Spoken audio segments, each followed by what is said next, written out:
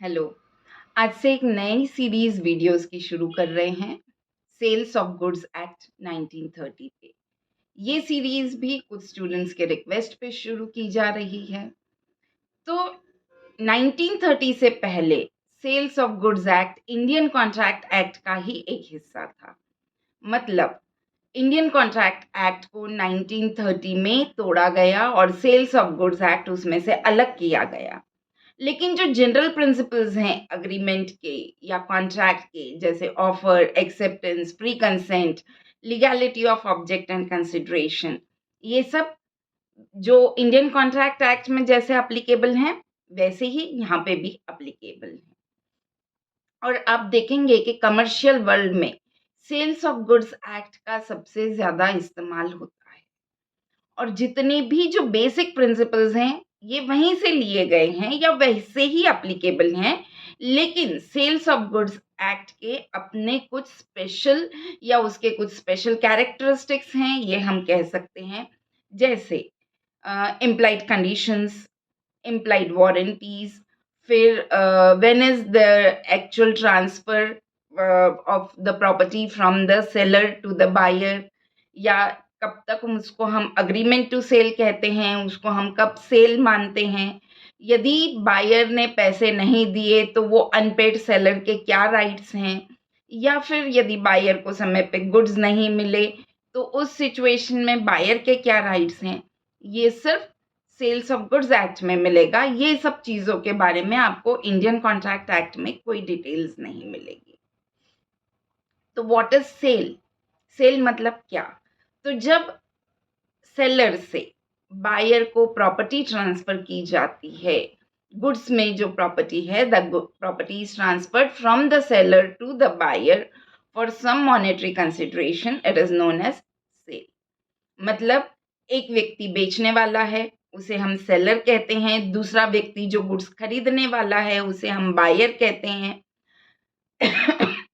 और वो goods seller जब बायर को बेचता है, मतलब उसकी ownership, property means ownership, title seller से जब बायर को ट्रांसफर होता है तब हम कहते हैं कि इट इज सेल। और उसके बदले में बायर क्या देता है सेलर को? तो buyer gives the monetary consideration which is known as price. और सेल्स ऑफ गुड्स एक्ट सिर्फ मूवेबल गुड्स के लिए एप्लीकेबल होता है, इमूवेबल प्रॉपर्टी, इमूवेबल गुड्स के लिए नहीं। तो what is the meaning of movable goods and what is the meaning of immovable goods?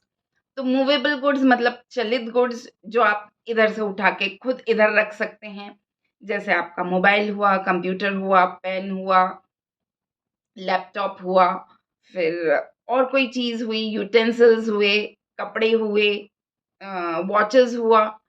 तो all these things are movable. ऐसे ही बहुत सारी चीज़ें मूवेबल होगा। इमूवेबल क्या होगा? तो इमूवेबल मतलब जिसे आप इस तरीके से उठा के किसी के हाथ में दे नहीं सकते, वो एक जगह पे स्थिर रहती है, वैसी चीज़ों को हम इमूवेबल कहते हैं। तो सेल्स ऑफ गुड्स एक्ट सिर्फ मूवेबल गुड्स के लिए एप्लीकेबल होता है। और हम सेल कब मानते हैं? तो when the property of the goods is transferred from the seller to the buyer for some monetary consideration, तब हम उसे सेल मानते हैं। मतलब प्रॉपर्टी ट्रांसफर करने का अग्री किया है या ट्रांसफर कर दिया है, तब हम उसे सेल कहते हैं। तो again what is the meaning of property? Property मतलब ओनरशिप, टाइटल। मतलब मैंने जब कोई चीज आपको बेची या तो बेचने का अग्रीमेंट किया, तो जैसे ही उस चीज पे आपकी मालकियत हो जाएगी तब हम कहेंगे कि यहाँ पे सेल हुआ है। और उसके बदले में आप मुझे जो देंगे, जो मॉनेटरी रिटर्न्स आप मुझे देंगे, उसे प्राइस कहते हैं। तो ये हरदम मनी के फॉर्म में ही मिलेगा। मतलब whether it is through that swap, swiping of card, और ऑनलाइन ट्रांसफर, और कैश, और चेक। बट बार्टर सिस्टम यदि है तो हम उसको sales of goods act applicable होगा ऐसा नहीं कहेंगे, और उसको हम सेल भी नहीं मानते हैं। तो अब सेल ऑफ गुड एक्ट के क्या मतलब, जब सेल होता है तो उसके क्या इसेंशियल्स हैं? तो first, there should be two parties, one is the seller, the other is the buyer. Then it is related to goods, movable goods. Third, It is the monetary consideration which is given is known as price. It is dependent on the transfer of property, and next it has all the essentials of valid contract.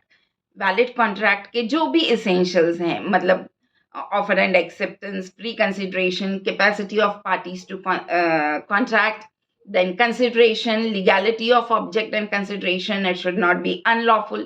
ये सारी चीज़ें उसमें basic जो essentials हैं valid contract के, वो applicable रहना चाहिए.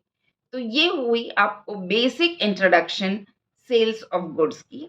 इसके आगे के वीडियोस आपको समय समय पर मिलते रहेंगे. So for that you have to like the channel, subscribe the channel, press the bell icon so that you get the notification of a newly uploaded video. And this video is specially prepared on the request of the students. So I hope this series can be completed before their exams, and it proves to be useful for them for getting better marks. So stay tuned. Happy learning. Bye bye.